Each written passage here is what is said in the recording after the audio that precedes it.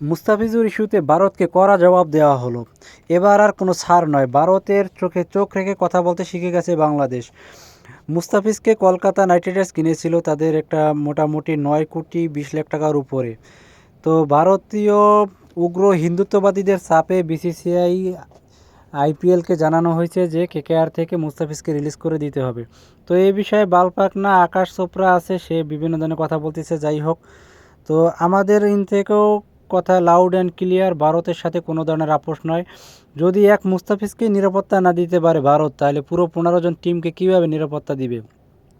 তো বাংলাদেশ থেকে একবারে ক্যান্সেল করা হয়েছে। বাংলাদেশ থেকে বলা হয়েছে যে ভারত যদি নিরাপত্তা না দিতে পারে তাহলে বাংলাদেশের সব ম্যাচগুলো শ্রীলঙ্কায় যেন অনুষ্ঠানের ব্যবস্থা করা হয়। তো আকাশ চোপড়া বালপাক নাম করতেছে, সব থেকে মাথা ব্যথা মনে আছে তারই বেশি। যাই হোক, ভারতের চোখে চোখ রেখে কথা বলতে পারাটা এটা একটা বাংলাদেশের জন্য সবথেকে বড় সাহসের বিষয়। তবে এ বিষয়ে সৌরভ গাঙ্গুলি একটি পজিটিভ কথা বলেছে যে আমরা যদি একজন মুস্তাফিজের নিরাপত্তা না দিতে পারি তাহলে বিশ্বকাপে পুরো বাংলাদেশ টিমকে নিরাপত্তা দেবো কীভাবে।